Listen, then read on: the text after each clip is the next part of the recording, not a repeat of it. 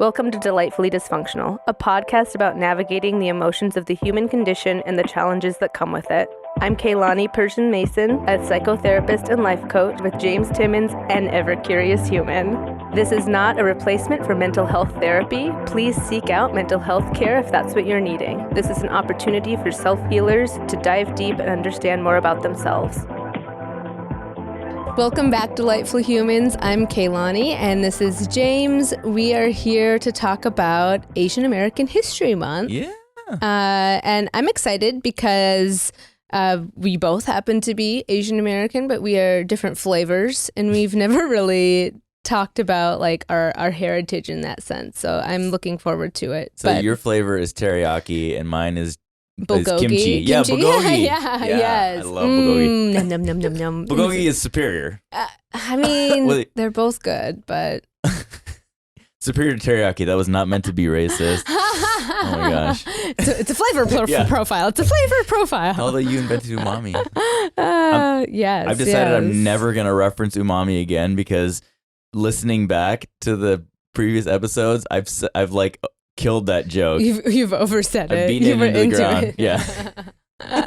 Oh my gosh. So coming up for me, Zach and I will be going on our first trip. It was my first trip in 2 years. It's my first time on a plane in 2 years since having my daughter. Zach has flown for work stuff, but we're going all the way to like the Boston, Salem, Massachusetts area to visit a college friend. I'm going to visit a friend who I haven't seen in like, it's got to be over a decade. Sweet. About a decade.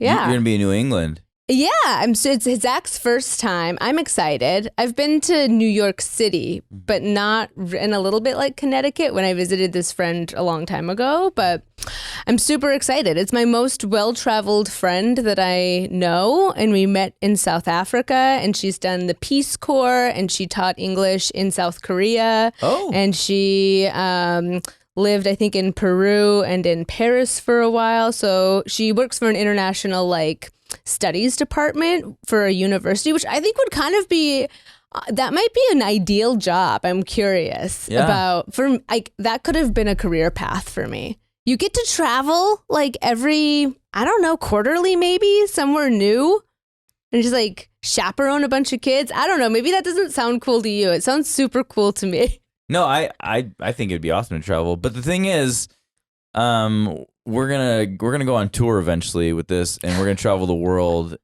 And so all my travel opportunities will be fulfilled still. It's coming. Just gotta be patient. I picked the right path. Like hopefully I didn't miss my calling as a university study abroad office coordinator or something. You know who lives in New England? That is like one of my people on my very short list that I want to meet is Mel Robbins. Where do they live in New England? They live in southern Vermont. What? This is another question. This is funny. So Zach was homeschooled in elementary school. Okay. Yeah. And so it's funny when there's sometimes little gaps in information where I'm like, oh, you didn't go to like geography is one area. Okay. So when I was saying like, this is your first time going to New England or going to the East Coast. And he goes, well, what about, I've been to Florida. And I'm like, no, that is the South. Like, wouldn't you say well, like. It's the East Coast though. Is it? Yeah. I feel like most people would say the South and they would connect Florida more so to that. For sure. I mean, it is technically on the Eastern Seaboard. So it is East Coast. Yes. But yeah, I but would, like an American cultural like deviation of the areas. Yeah, I mean, I would classify the East Coast, as New York City, like Upper America, New England. Yeah, you know, that's what I would think of. But I mean, he's technically correct. I suppose so, but I had to help him out. Still, I gave him my definition, which is the correct definition. No, just kidding. Wait, when did you say you guys are going over there? Tuesday. Oh, we're gonna gosh. like this week. Okay. We're leaving. Yeah. Wow. Because Vermont, I don't know. I've never been to Vermont, and I think that would be cool. Well, I've heard Vermont is the bee's knees in the fall because the leaves. Vermont is like French. It means green mountain. Oh. So because there's so many, hills. what is it, conifer trees, the ones that change colors. Yeah. And if you Google like a picture of Vermont in the fall, it's just like just an explosion of eat my Ben and Jerry's drenched in maple syrup. Yeah. Watching the fall foliage. That sounds delightful. It's a vision. By the way, we're talking a lot about Zach, and he unfortunately is not with us here today. He's not here today. He's on baby duty. Yeah. He's with our baby girl today, but most of the time he is able to join us. Yeah. And he's here in like spirit. it. We can feel his energy. All right. Well, so actually, speaking of like different areas of the country, my family is really spread out. All of my grandma's family on my mom's side is actually from like Pennsylvania, which I guess is that still the East Coast? Like Philly is pretty close to New York, yeah. but it's not. Yeah, I mean it's in the Eastern time zone. I'm not even sure really what part of Pennsylvania. I don't know any of that family. I just know they live there. Well, Pittsburgh is more Midwest. Okay, and then maybe Pennsylvania is like a split down. Yeah. You know what? I'm gonna look at a map. I'm gonna figure it out. But I actually like used to be obsessed with geography. Like I can tell you like all the populations of every city. You know. Oh wow. Yeah. Are you like Rain Man? Like you've got them all. If I just like start quizzing you, Chicago. I'm not Detroit. I could be. The jury's still out. I'd be impressed. I'd be impressed. So, sorry. So go on. You were super into. That was one of your I things. know like the top 10 most populated cities. I know that Houston is in the top 5, and we have a really good listening audience in Houston for some reason, and we love you, Houston. Texas is well represented by our listeners. Yeah, I don't know. El Paso I'm feeling it. was outranking Houston. What about Minnesota though? Because I've been talking a lot of Minnesota. Yeah, Minnesota Are they representing? They are representing. Yeah. Okay. You know what's super cute? I mean, like I have there were some things that are hard about living in a small town, but I've been surprised about how often I end up mentioning my little small town, and my high school secretary, who I'm Facebook friends with still and is so sweet, like posted one of our like podcasts. It was like so proud of her, and like it's just so cute, like those little enduring things about a small town. I don't know. Yeah, that's cool. I feel like there's those sweet moments that come up. There's been a lot of people who have specifically said that, like, I'm proud of you, like to you and to me. Like people have reached out and said, I'm proud of you, and I'm kind of like, why? I mean, thank you. Yeah. But I mean, that's awesome. So I think that, well, you are bolder. You're bolder than me in a lot of ways. Yeah. Oh. Yeah, you are. Like, thank you. I think I'm more private and you are more like bold and action focused. It served you well in a lot of ways. But for me, I take it as like when they say they're proud of me, like, proud of you for coming out of your shell a little bit more. That's how I take it. Okay. And so it feels really good. Like, thank you. I found my groove. I feel like I'm in flow. Yeah. And I don't know, maybe it's for you, it's the same. Like, but in like, you found your flow. You're lighting up. We see that you like this, that it's something you're good at. Yeah. And then also I think because we've been really, I've never really, usually if I'm doing something creative, I will like take my foot off the gas if it's doing well. But for this one, there's like so much content and stuff that we're just continuing to go the same speed. Being, like just like learning more about humans is so fascinating to me, and it's just never ending. And so to me, there's so many fun topics that and it's unleashed a different type of conversation for me that's really fun, where sometimes there's tidbits of what a thought I formulated that I get to add into a session, or obviously I get to have conversations with Zach at certain times, but to have like a focused conversation the way that we get to have here, I don't have, like, when else would I have an opportunity, or you have an opportunity for that? So it's been really enjoyable. And I felt this before someone told me this, but they said about our like relationship or camaraderie that it's almost like a sibling vibe. Yeah, I feel that. Do you feel For that? sure. Yes, I had never said it to you. I feel like the little sister who's like nerdy, and like sometimes you're like the older brother who I'm like rolling my eyes at. Like there has 100%. those moments, right? And we're both half Asian, so we even look like siblings. I know. I'm just your sister from another mister. You're my brother from another mother. Yeah. And we're going to talk about that. What a perfect segue. Oh my gosh. Unplanned. Unplanned. Look at this. See, that's perfect. Yeah, so I'm Japanese and German essentially, which feels I know like it's Ooh, not. You guys didn't do too well in the last It's century. a good thing that I wasn't born in like the 40 or like during that time frame that I wasn't alive, because to be honest, I would have been thrown in those internment camps like that. It would have been like, if you were you born out of like here. in Japan, you would have been like cream of the crop, you know. But if, I don't. You know what?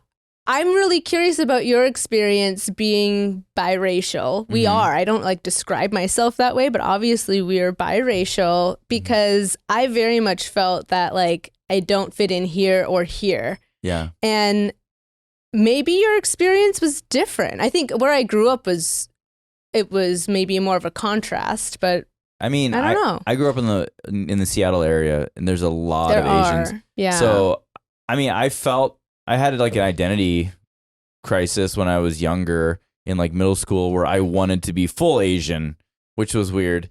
And but I mean, I'm not. But I still like fit in with like the Asian kids. But yeah, How long did you live in Seattle? That's where you were born? No, I was born in Texas. Texas, that's Fort right. Hood, Texas. Raised in Keilani until I was 7. That's why Texas. They could just feel my Texas spirit. Yes, that's what it is. And then I moved to Renton in '88.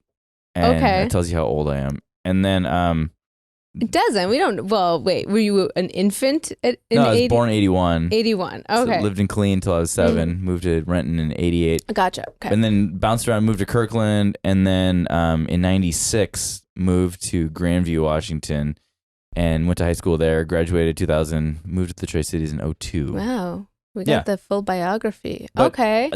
When I moved to Grandview, there is not a single Asian person who's ever walked in Grandview. What is the population of Grandview? Grandview's about 10,000.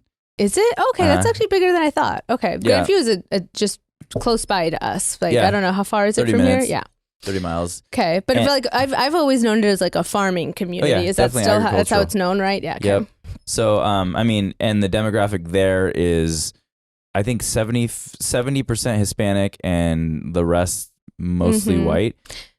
That And- is what's interesting, I guess, about our area. There is a diversity in our lack of diversity. Yeah. Does that make any sense when I say it that way? I think I know what you mean. Like, we're not really, I think the majority is still Caucasian, but because we have such a large Hispanic population, it does like skew the data. It's Yeah. just that there's not a large African American population. There's not a large Asian population. Like, I think it's got to be single digits even percentage wise. I agree. So yeah. that's what I mean about our area being a little bit like interesting in that sense. Yeah. So like you weren't the only minority, but it's not like there were other Asians there. For sure. Okay. Yeah, and so, you know, I gravitated in Grandview.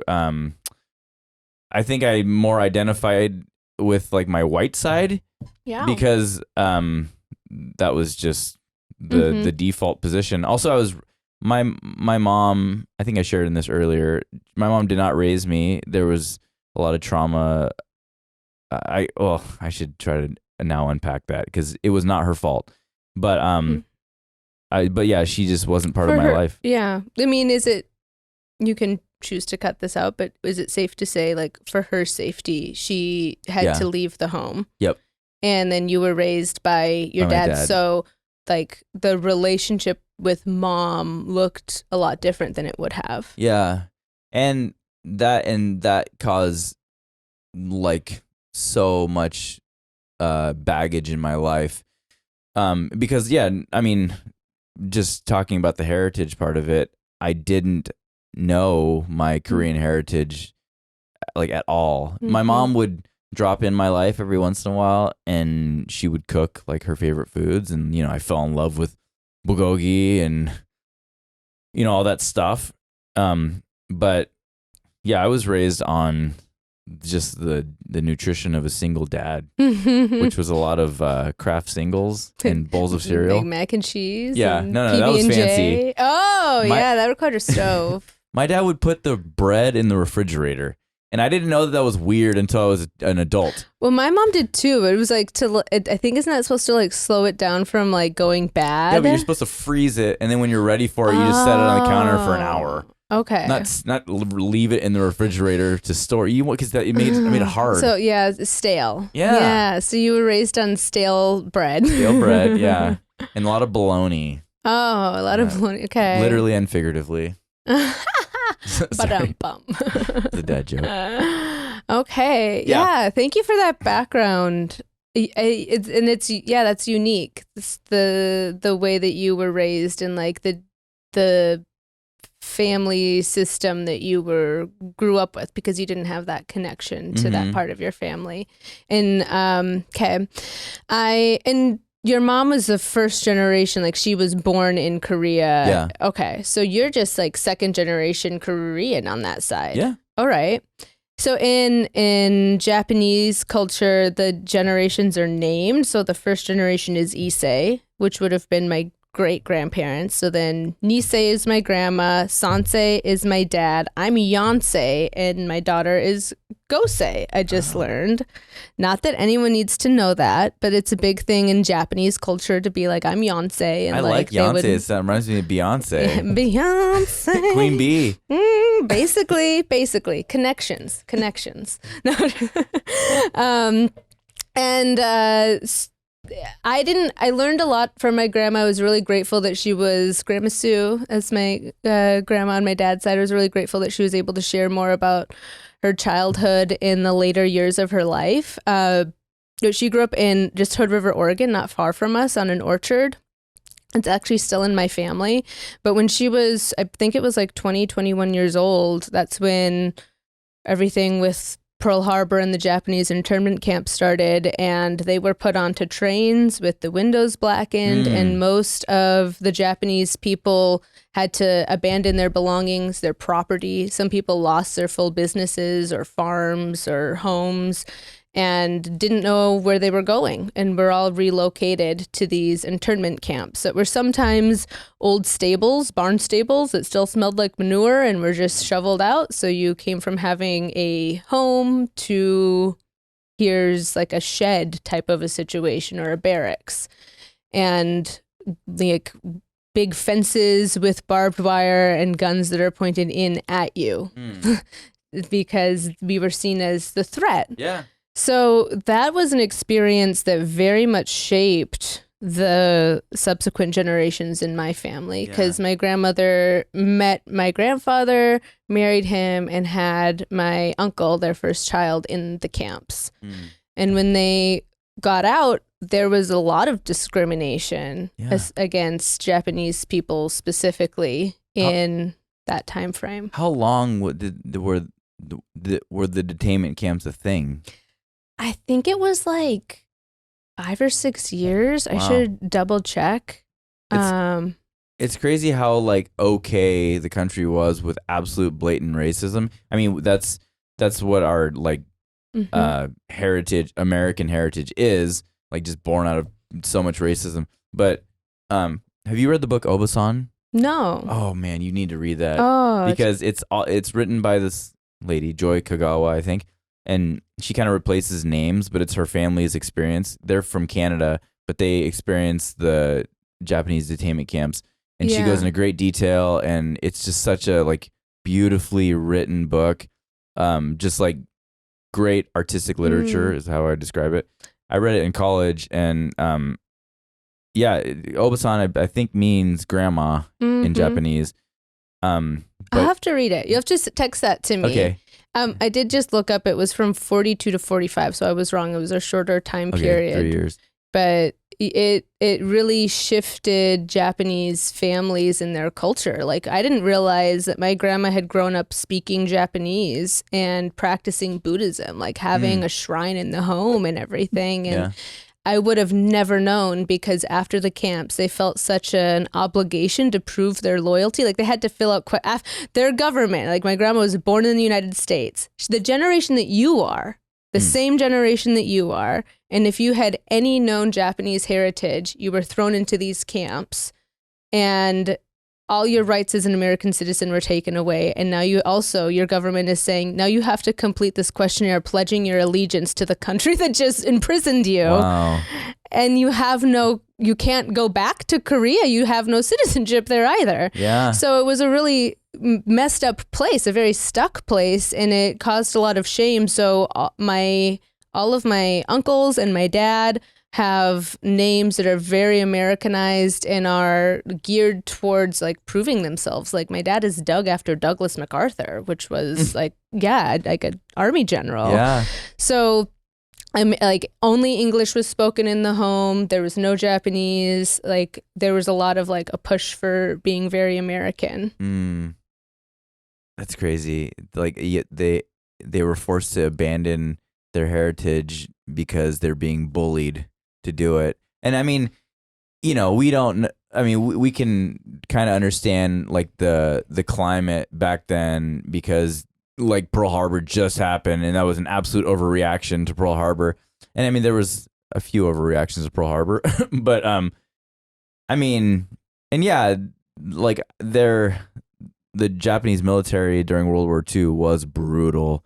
And I mean, I'm not trying to justify, I'm just trying to like think out loud, but it's just crazy. It was a complicated time, and obviously our understanding of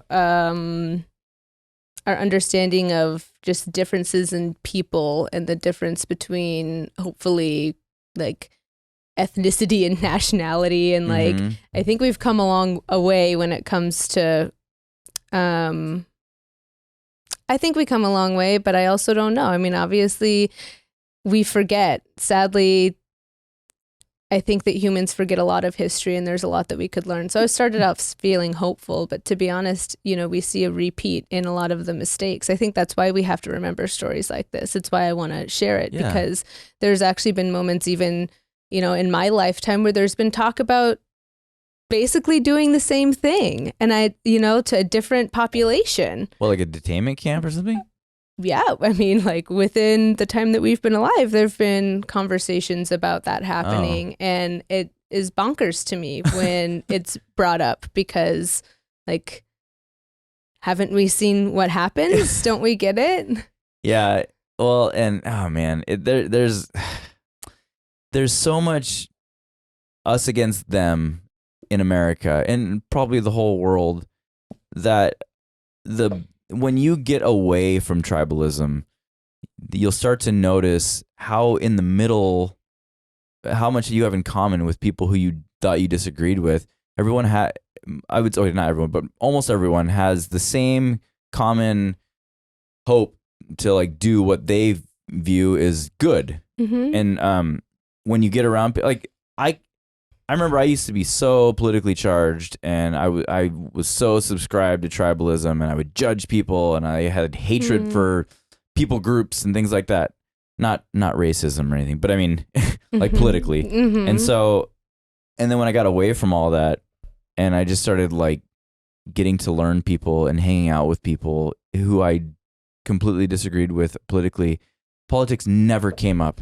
Yeah. And all that came up was just what we had in common, and then these like beautiful relationships came from that, Yeah, I feel that. I think that you can disagree with an idea and still love and get to know the person. Yeah. And I think when you can come from a place of really relating with someone and seeing their humanity first, you can actually find growth in having a conversation where there's an understanding. Like, it doesn't mean I have to agree with your final result, but I do want to understand how you got there because I see you as a person versus I'm going to only judge and think that I know everything about you because you have this one idea. Yeah. Like, we are allowed to have different ideas. That's what makes this interesting. We should have different ideas. And I have a lot of issue with the solution seeming to be that we need to shame everyone to, you think that, so you're automatically an asshole, or you believe that, so you're automatically an asshole. My enemy, yeah, or you're my enemy. And I think that there's a lot, like the phrase said it the best. Sometimes the hardest thing and the right thing are the same. Sometimes the hardest thing means regulating your emotions and being able to actually have a conversation where someone might actually be able to hear your point. Yeah. Otherwise, what we're doing is we're choosing to just feel flooded, feel our nervous system erupt, have someone else's nervous system erupt. And what we know about that is then our amygdala is in fight, flight, freeze, and we're not able to listen or solve a problem. Yeah. That's why I have an issue with it. I think that oftentimes, though, I get maybe, like, I'm already hearing the judgment of what I think someone might say if they hear this video clip, which is so stupid, and I need to get out of my head. But I guess the like caveat, the like asterisk that I want to point out too is I'm not saying if someone does something wrong, they should get away with it. We have an issue with this idea of justice. I'm saying to be an effective communicator, I need to be calm and I have to understand and listen. And I believe in being effective towards my goal. So I'm going to do that even if it's harder than saying you're wrong and screaming at someone because I don't like their idea. I'm going to choose to see their humanity first. And that's the way that I'm going to choose to solve those problems. I love it. Yeah, I've said for years, you can solve any problem without anger, because that's where we see in, politics and tribalism, people respond in anger. Like, most people won't take action unless they're compelled by their anger on something, but then it just becomes this triggered response to the people group that you hate the most, and then they become triggered because of that response, and that's what we're seeing today. We've seen it for decades. Yeah, but and the loudest voices, I think, are on either end of that spectrum, and they're not mainstream. Yeah, they're just sensationalized. But I remember during COVID, I'm not going to get into all that, but one thing I discovered on how to protect my mental health was, I called it like the loose grip belief. That's just what I named it, where I would come in with my preconceived notions and my ideas, I said that word, my ideas, and but I would have like a loose grip. So that allowed me to hear the other perspectives, and that really opened my mind. And I remember I reached a point where I stood on the whole issue was very like neutral, where like it was agreed with just about everyone, but because it was such a charged topic, people had like assumed where I stood on everything, and cast stones because of that. And I remember there were times where people would come to me and be like, they would say very judgmental things, and I would say, well, here, do you know where I stand? I would explain it to them, and they would go, oh, well, I actually 100% agree.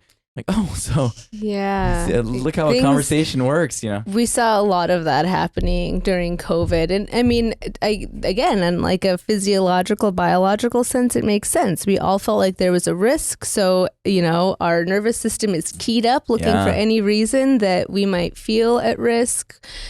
From a social perspective, though, it's a bummer. Yeah. From a social perspective, it's a really big bummer. It was, man, that's one thing that we're going to remember for the rest of our lives.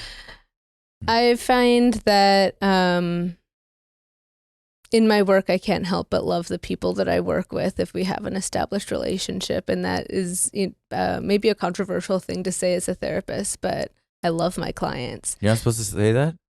It's not like how a lot of us were trained, to be honest, to have like different ethical professional boundaries. But I mean, it says that we should have unconditional positive regard for our clients. To me, that's the definition of love. I was going to say, that sounds like right, love. Doesn't it?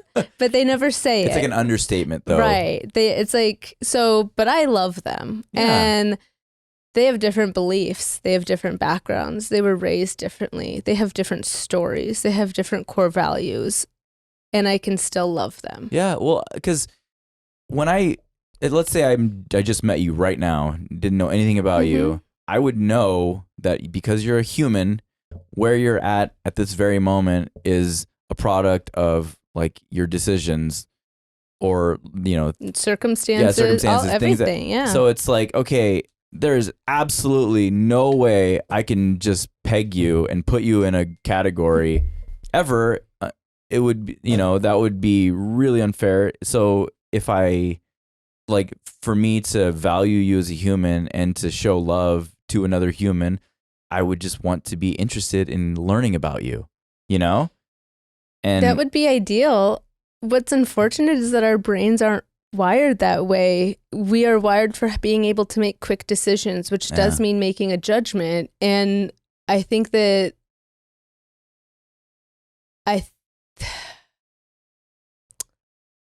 torn, because on one hand, that means we should be able to look at what we see happening when it comes to racism or when it comes to tribalism, with that understanding that humans have a need to belong, so they're going to figure out a way to belong. That judgment is part of what they think keeps them safe. And that the fear or risk of being cast out of your tribe is going to make you defensive when you come into arguments with someone who believes differently. Yeah. And all of those things are true about human nature, but if we have an awareness of them, that does change the way we can approach it if we're being intentional. Instead, we just keep pointing the finger without acknowledging that these are also biological factors that are ingrained in us for survival. Yeah. And I'm not saying that means it's all okay. I'm talking about this middle gray area that says we should at least have conversations about that nuance. Yeah. No, that's absolutely fair.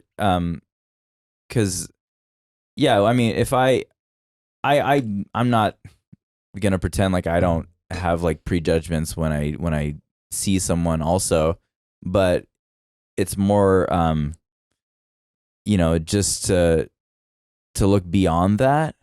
Well, part of it is like we can't help it, but it's to also, if I can't help it, then I should also try to like pause and like be aware. You have to be aware of your thoughts and why you think them if you want to be intentional. I'm going to talk a little bit about how I grew up. Okay. I was born in Juneau, Alaska, and my mom's family is there. That's where my parents met. My dad is Japanese. My mom is German.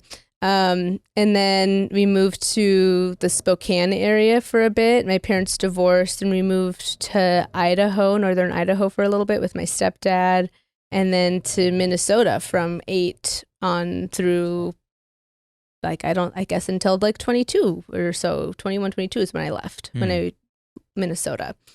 So like kind of just claimed that top zone of the United States. all of the coldest parts of America. Now maybe. you're gonna take over New England. Yeah. On Tuesday. It's happening. But there were not so nice comments that I remember being said to me, and I don't know how shocking or normal it is. So maybe you can. Your indication might help me. Like I remember when I was in daycare still, so it would have been like 4 or 5, like someone saying that I was an ugly Chinese girl. And when I got picked up, my mom and I talked about it, and she said something. I mean, it's more so maybe her memory telling me that I'm coming off of, but I said something like, well, I don't think that his parents raised him very well, or something was like the commenter, like, well, I don't know what they're teaching him. And maybe I was even more perplexed that I was like, I'm not Chinese. Yeah. Don't you know? Yeah, what? But in Minnesota, when the movie Pearl Harbor came out, that was actually really hard. I think I was in middle school, and there were comments that I was shocked by because I went to school with the same group of kids in this tiny town, and I was called a dirty Jap. I was said I caused Pearl Harbor. Was told that I was like the enemy.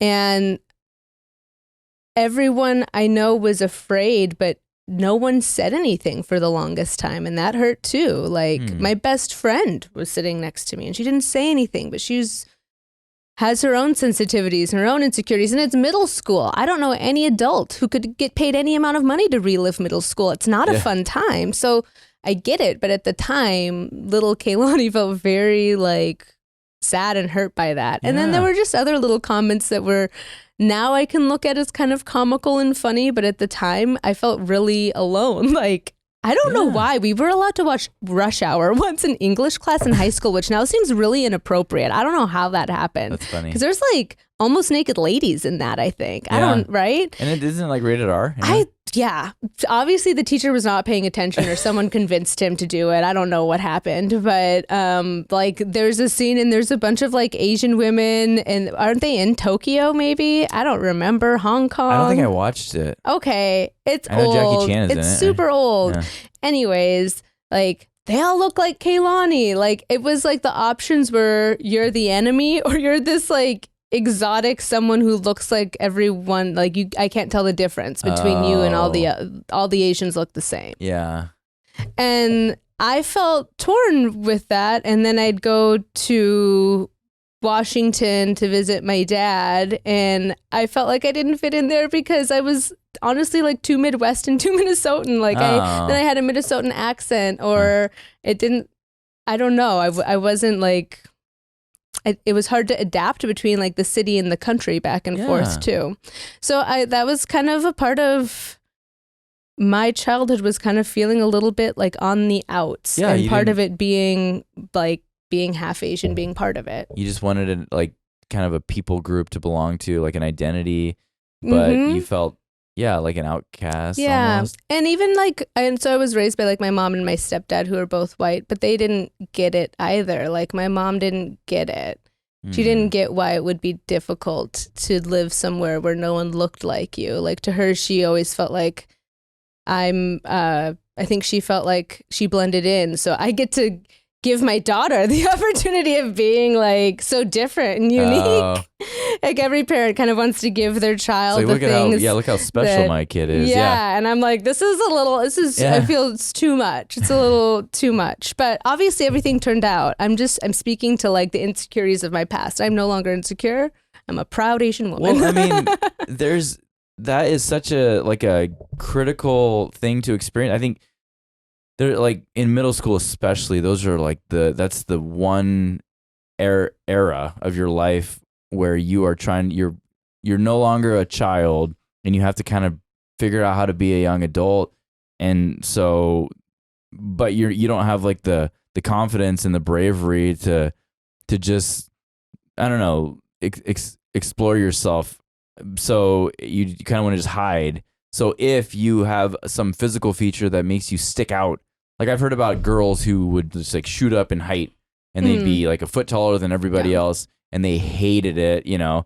And for me, I was not like, there was a lot of Asians where I was from, but I was like I was 5'9" when I was in the 7th grade, and then I only grew like 2 inches after that for the rest of my life. So everyone thought I was gonna be like really tall, but you plateaued. Yeah, but I guess and I remember feeling like a freak. Yeah, no one likes feeling different in that time. Yeah, you kind of want to just blend in. Yeah, very much. And again, like biologically, it makes sense. That's when we're supposed to be like initiated into the tribe. That's when we want to feel like we have a sense of safety, when we can socially belong, because that means that our odds of survival go up. So there is this added element that we can see if anyone has a middle schooler. I work with a lot of middle schoolers as clients too, where a flip is switched and there's a different kind of awareness of like, what do my peers think of me? And that's part of it. And emphasizing why we don't want to feel different. Different means you could be outcast. Yeah. But okay, so like, what would you say to somebody who is experiencing that though? Like how would you combat that, you know? Yeah, I have conversation. What I love is that now being a therapist that is different is a lot of, I don't know that I am different in comparison to obviously therapists of larger regions, but we still don't have a ton of minority therapists in our area. And it's great because now that's my calling card. And now I get a lot of clients who are like, we wanted that element. And I love that I can give other people who might feel that way, or young people, the advice of like, this is temporary. And that idea or this vision of you feeling different isn't how you're going to feel forever. In fact, you're going to come into that and it's going to feel so good and exciting. We try to emphasize the unique and wonderful things about them. And I try to share pieces of this biological like factors that are happening in their brain so that they can understand. And ultimately, we walk through life just feeling like other people have it figured out, and I crack the code for them because no one does. We're all just figuring it out as we go. Yeah. And I think part of middle school is this assumption of they have all the answers and I'm lost. And sometimes it's nice to illuminate for them that like everyone is just figuring it out. Yeah. It can feel like the pressure is off a little bit. Yeah. Yeah. I mean, even when you like see a kid in middle school that seems to have like the perfect life or something and they're so popular, there's like a whole other world of pressure that they live under that, you know, they'll probably articulate later in life. And so yeah, that's the thing. That's okay. Like you mentioned that I kind of am bold, and the reason I try to like put myself out there is because I know the feeling of feeling isolated and lonely, and like you're the only one struggling with that.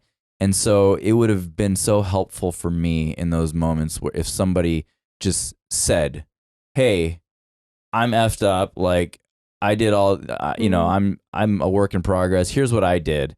I would have been like, "Oh my gosh, we're united in that. You know, I'm not alone." Because today, and everybody knows this, but when you go on social media, it's like it's a facade, you know, of a fake life, but then and you know that when you're scrolling, but it's still like you're visually seeing.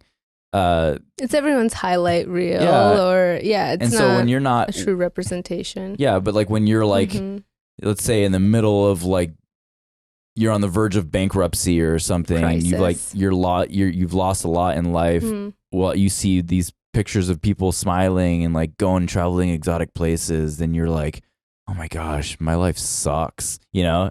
And it's crippling, but that comparison is definitely like, I mean, comparison is the thief of joy, right? Like that's a very well-known phrase. I find it to be true. I also think that we can reverse that, and we will always find an opportunity to see how far we've come. And more often than not, we forget to do that perspective of comparison. Like there's always someone who has worse problems than you too. Yeah. There's always someone who's had worse problems than you and has turned around their life and made improvements. Yeah.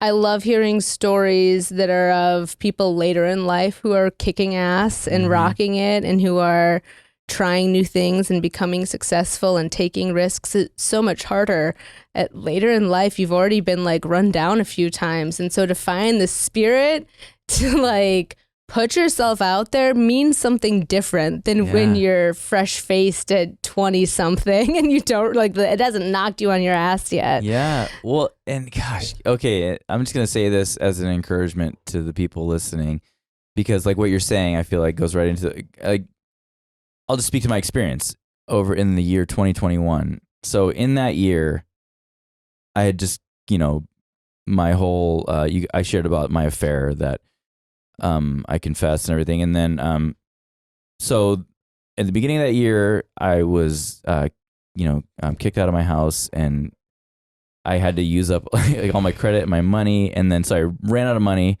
Then, early in that year, my dad died. And so I and then like, you know, I was ghosted by my friends, a lot of them. Was this the year we would have met in 2022. We met in 2022. Oh my gosh, right? We're in 23, aren't we? Yeah. I meant 2022. Did you? Okay, yeah, so I met you. Year. Yeah, and this was like a year ago. March is when we met. Yeah, exactly. The podcast was right? The other one was happening. So okay, like, so getting my timeline right. Keep going. Yeah, I'm sorry. 22. You're good. I lost my house, my wife, most of the time with my kids. I lost my business, a lot of my friends. I lost my dad. I lost my car. I lost like all my money, all within like 1 year. And you know, you could imagine how isolated, and I had isolated myself, and it was all pretty much self-inflicted, except for my dad. And then I reached a point of like just the absolute pit of depression based on my circumstances, and I was in victim mindset, even though I was the one who like caused it all. And I think this might actually tie into the next episode better, so I won't go too deep. But yeah, it was. But had I heard from someone who also had like a really awful season of circumstances, that would have probably, given me a lot of strength and encouragement, So that's why I'm sharing this, just because I want people to know that, like I had a pretty shitty year and I didn't give up. So I don't know. Yeah, I think we should definitely, I want us to explore that more in the next episode. Okay. I think that was great though. So as some people may have noticed, a big part of my focus area and passion is like the mind-body connection and understanding how our experiences, our trauma, our emotions, our body all tie together. And because of this passion, I've learned a bit more about how even in our genetics and in our DNA, traumatic experiences can be passed down. And there's even a bit of research. It still needs to have some more momentum, but I believe his name is Dr. Oded Richavi. I know, see if you can spell that. But even memories being passed down across generations. Right now, he's working just with worms and worm memories and pathways that they can remember that only could have been passed down through DNA. So it's really interesting. We can start to see how environmental stressors can be experienced, if from previous generations. These biological stressors can influence their descendants and the decision making that they have. And when we think about Holocaust survivors, and there have been longitudinal studies over decades that have looked at what their descendants are going through in terms of anxiety, depression, and trauma, we can see the psychological effects of the Holocaust being passed down too. So some of these, when we talk about certain mental health conditions that are being passed down, part of it is the biological seed has been planted. You have a higher predisposition. And if the environmental factors in your life are turned on, that's going to cause that seed to grow. I think that that's a really good comparison of how some of this can show up. So if anxiety is a predisposition because there was trauma that happened within your family line, if you now have a toxic family system, abandonment, high stress, or emotional disengagement from a parent, emotional neglect, that might be, those are some of the combination of elements that could cause someone to express more depression or anxiety. That's some of the things that are being researched more and more as we learn more about how trauma can affect the body. That's really, so you're saying you can be born with a predisposed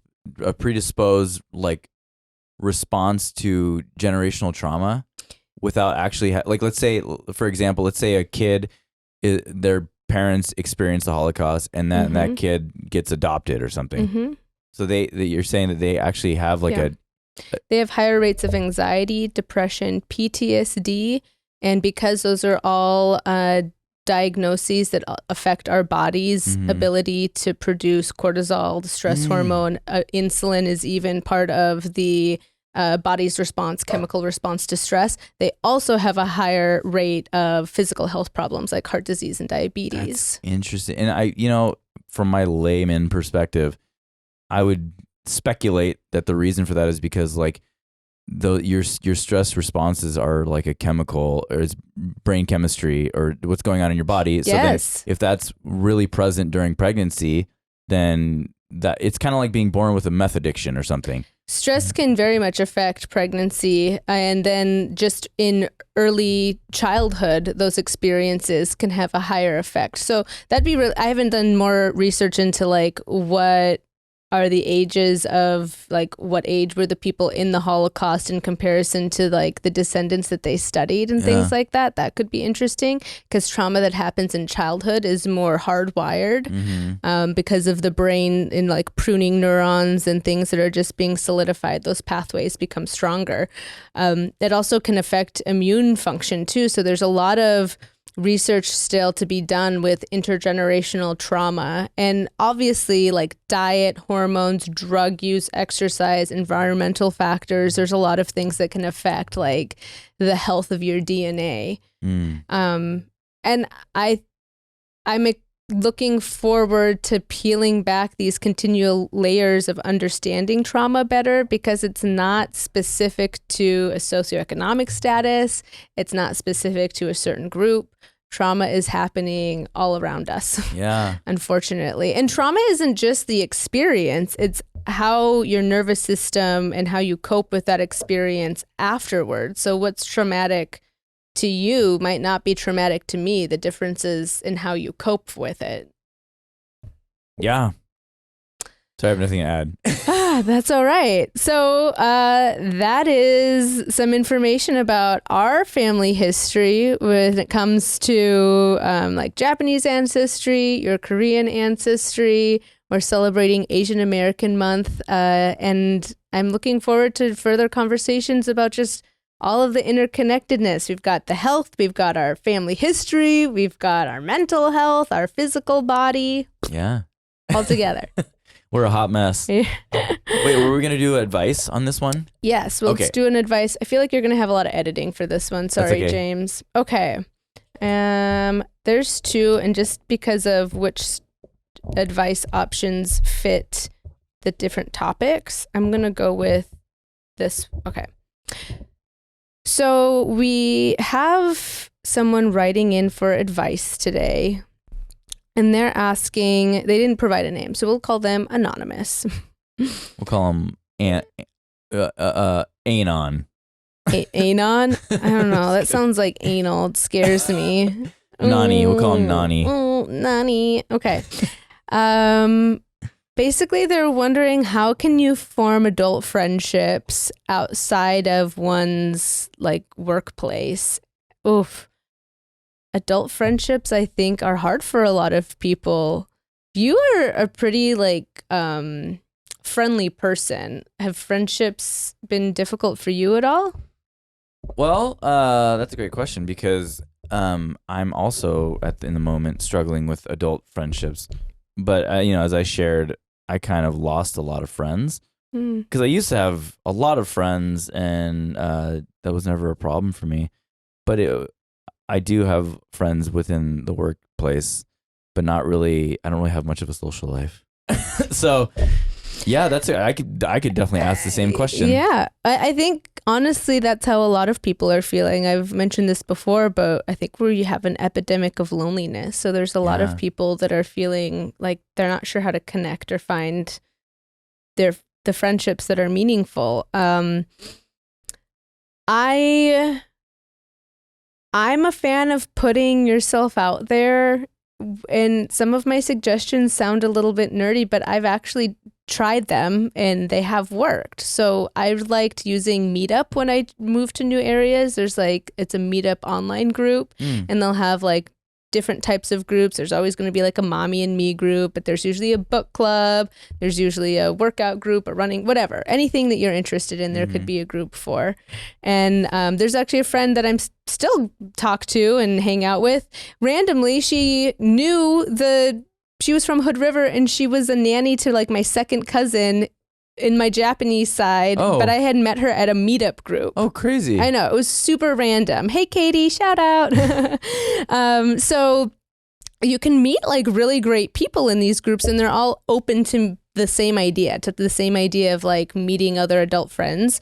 So I think that that's one option. There's a lot of community events. There's a lot of classes and things like that.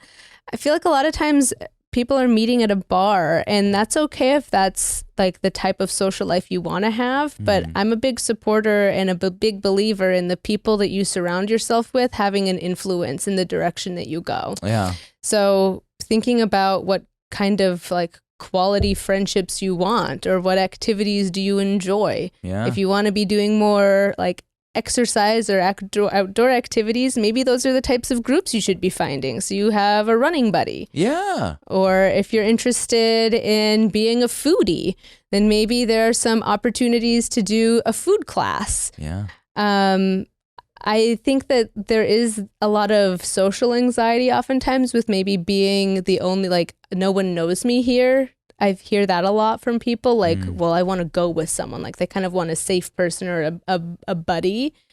And I can understand that, I think that because I'm an only child, I struggle with that isn't my personal experience a lot of the times because I kind of had to. And so I've learned also that if you go alone, it's going to be okay. Yeah, but it's harder.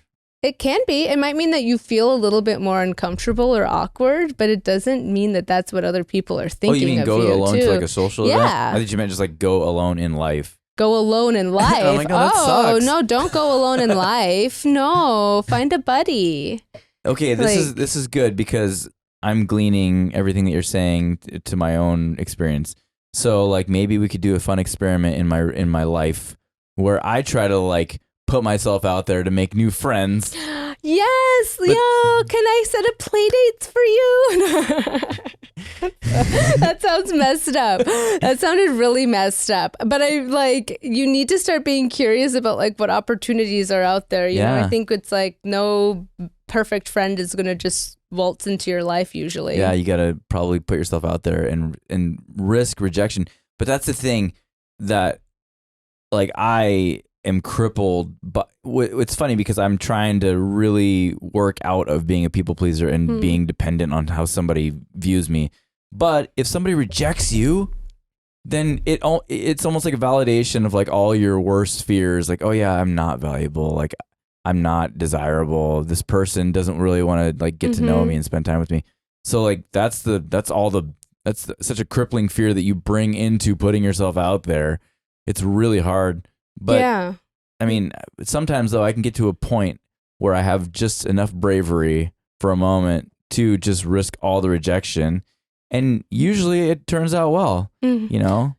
And I guess that's another place. Oftentimes when I'm working with someone who's wanting to have more friendships, which is actually one of maybe the more common concerns that people come to me with, is wanting to improve their social life or improve their communication when it comes to social settings.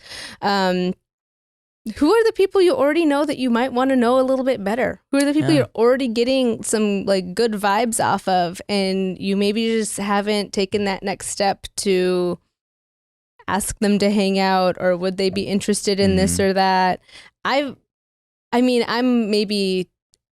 enjoy sincerity and authenticity. So there've been some people who've been really sincere about like, I really want to get to know you better. And I appreciate that. And I've also been that person because I guess my feeling is like, at least I've put it out there. And if there's an opportunity or a chance to be friends with this person, it's there. Yeah. And I'm not missing that opportunity. And if it doesn't end up happening, like, you know, I don't have to run away with the assumption they didn't like me. I kind of stop myself and don't let my brain go there because it's not helpful. It might be true. And if that's the case, then you're not my cup of tea and I can live with that. But like my life is busy. Certainly other people can have busy lives and it has nothing to do with me. Yeah. Or there's a million reasons why it isn't something you need to take personally. Yeah. And it's funny because we were just having that conversation kind of offline. And where I've tried to force myself to stay is if somebody doesn't see my value,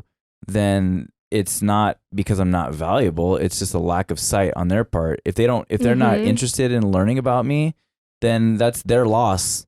Like I'm awesome. And if you don't want to get to see how awesome I am, well, then my life's going to go on without you and, shake the dust my shoulder off. Yeah. I mean, everyone is allowed to figure out and navigate who fits into their life at what time. And I don't need to be offended if someone's path is going a different way than the direction I'm going. And that has taken a lot of time. I say that calmly now, not from a place of working really hard to find that within myself and come back to it, not because it was always the case. It's good that you said that though, because that reminded me.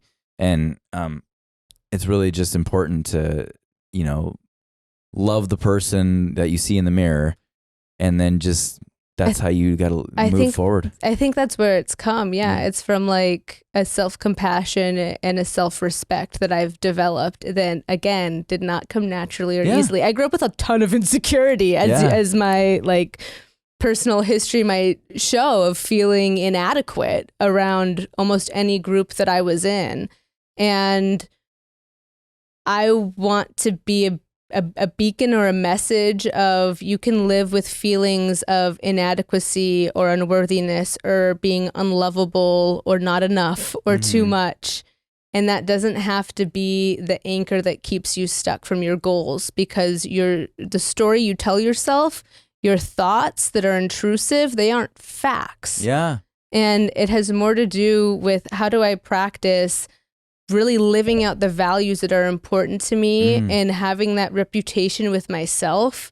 And that alignment feels so much easier to navigate through life than to like bend over backwards and just people please my way. I can't do it anymore. Yeah. It's not worth it. So it means that I do carry myself differently. It means if you're not interested, that's all right, because my reputation with me and the way that I'm going to move through the world, it feels too good to give up. That I'm not going to kiss your ass because I don't even bend that way anymore. Yeah. Sorry, I'm sitting here thinking like, these are going to be such good reels. Everything you just said. Your face. But like, oh, you see dollar signs. No, you know what? Okay, I'm just going to say this and then we can wrap. But yeah, like, I feel like this podcast, I'm getting free counseling, and which is great because counseling is expensive.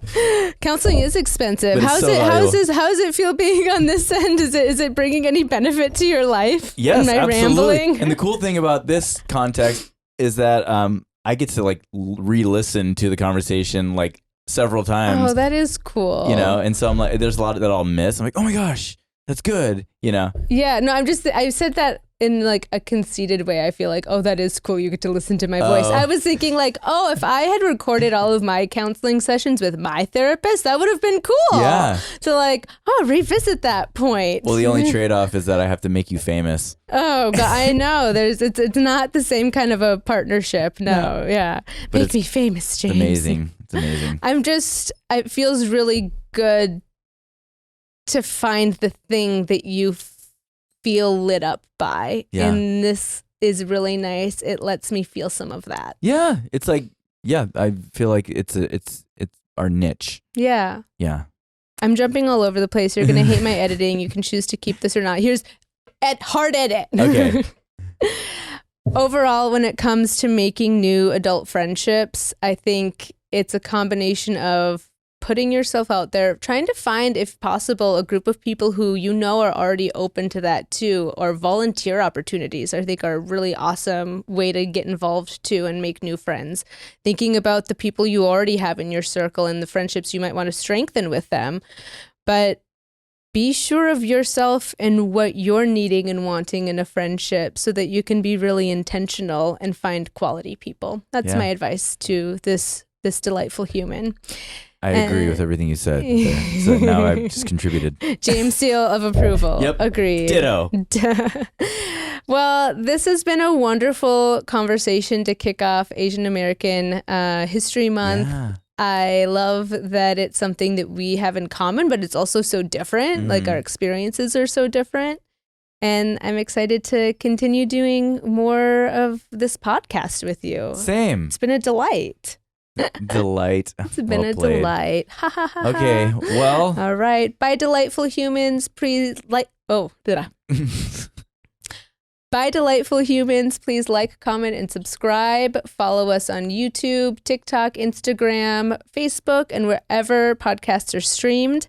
You can also write into us and give us a story of your own that you might need advice for. You can find the link to write in and ask us advice right under this video or this podcast or however you are listening currently. Enjoy the rest of your day. Bye-bye. Bye.